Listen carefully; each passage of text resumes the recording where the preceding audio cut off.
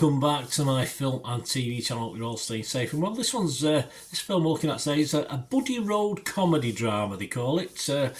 Written and directed by Jesse Eisenberg. Yes, I don't know if he's done too many directing jobs, but we're going to look at something called A Real Pain today. A Real Pain, yes. 15 certificate, 90 minutes, perfect. I like a good 90 minutes. I can't quibble over time. Perhaps with this, perhaps the time could have been filled slightly better at times, but 90 minutes is fair enough. And it is an international co-production between Poland and the United States. Yes, it's about a pair of mismatched cousins who reunite for a Jewish heritage tour. So it's a very serious subject matter involved in this one, through Poland in honour of their late grandmother. But then old tensions resurface. Yeah, they're very different characters, these. And of course, one of the cousins has a he's probably on the spectrum. Simple, easy way of putting it. I think that's what we'd say, wouldn't it? Against a backdrop of their family history, you see, because obviously they were sort of small, they sort of got on a bit better, but of course they're always a little bit different in various ways, which we get to see in this film. The cast includes, of course, Eisenberg himself and Kieran Culkin. Yes, I've not seen too much of him, actually. I have seen him in stuff, but not a lot of stuff. I've certainly seen Eisenberg in more stuff. Will Sharp's also in this. Jennifer Grey, Kurt Elguinan, Lisa Sadovi and Daniel Oreskes. Although apart from Will Sharp, the others are a bit minor parts in this. They're there, but they don't exactly inspire or get much character development. This was released in the United States on November the 1st, 2024, and in Poland on November the 8th, 2024. So I'm recording this a little bit later. We're on to the 18th of February, 2025. So it's been a little while. So all scores and comments are as at that date. It's got several accolades. It was named as one of the top 10 films of 2024 by the American Film Institute and the National Board of Review. I'm sure I've said that a few times. I'm sure I've said it more than 10 times, but probably not.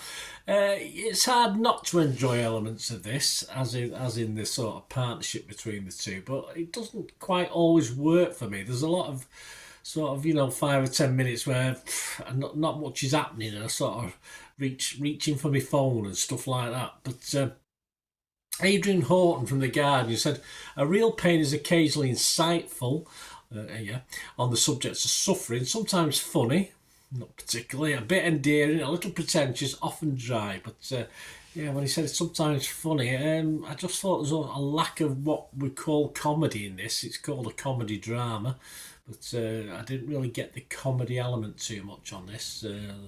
Grown-up lads acting like kids. If that's funny, fair enough. But I think it struggled on that point. And as you'd expect with the Jewish heritage tour, there are elements of poignancy, it's bound to be, and the abruptness of Culkin's character does make you stop and think. Though he's got some valid points, even though his way of getting them across is a bit abrupt. And of course, his cousin struggles to cope, as he would. And even for us, even watching 90 minutes of this, it's a bit of a struggle for us as well, because you feel not embarrassed, but you feel a bit awkward at times just watching it as well. But understandable, as I say, with the guy who's obviously got some problems. Eisenberg's character is overwhelmed, but very real most of the time, and he does play second fiddle though to his co-lead on this one.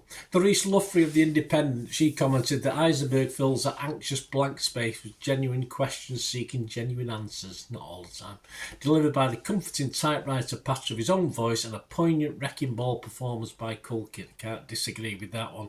Ian Fleer of Empire, he liked this, he gave it 8 out of 100. He said it may be formally unadventurous, but A Real Pain is a real treat, a tender, funny treatise on family jealousies and our relationships to the past. Simultaneously light and heavy, it soars on the stellar pairing of Eisenberg and Culkin. Yeah, I can't quibble with the pairing. Ian Frere did like it, obviously there, but beyond the co-leads, I thought Will Sharp was pretty good as the tour guide as well. Tour guide. These concentration camps with the guards. I thought he was interesting. I could have perhaps seen him developed a little bit more to a bit of a, to sort of rub up against certainly Culkin's character a bit more. But it was all kept, all kept fairly tidy. But I wouldn't have minded seeing Will Sharp's character being used a bit more. But as we say, it is a good main pairing. There are some big scores out there for this. I mean, Ian Frey with 80 for Empire isn't alone. I think the high scores are slightly undeserved. As I said, I do have some reservations. It is watchable enough. I'm not going to not give it an okay score. But if we compare it straightforwardly to other Eisenberg efforts, I think he's one of the weakest I've seen him in. As far as perhaps the humour side of it as well. And of course, I've not seen too much of Culkin, but Culkin's character is so overpowering and confrontational. But that means he at least keeps the film plodding along and makes you interested in watching it, even though, as I said, you can feel a bit awkward at times.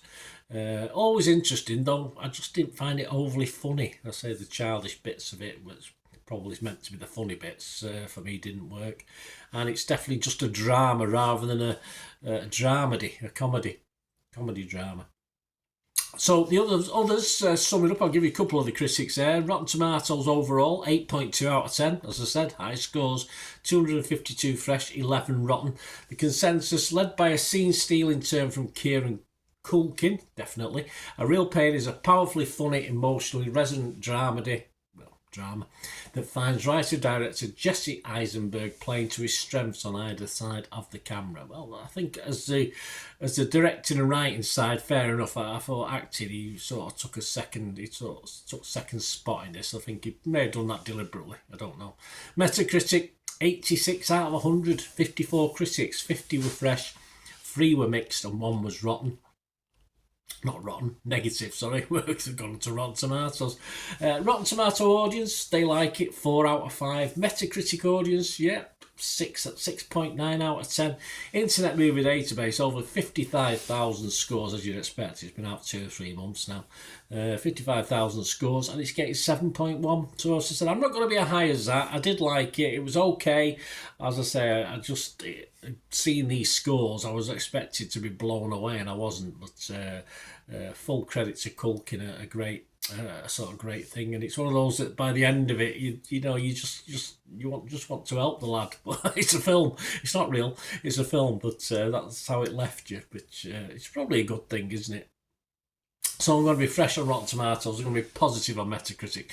But I'm just going to give it, as I said, there was too much didn't quite work for me in this. So I'll give it my watchable score, which is a 6 out of 10, which is, I almost went to 6.5. But as I said, having watched the film, even though there's some good bits, I was a little bit disappointed overall in what I expected. I think if you hadn't seen the scores for it, I would probably would have been a bit better to watch it like that. But anyway, let us know your thoughts, guys, if you get to watch this, or you may have watched it already, just be seeing what I think of it, whatever.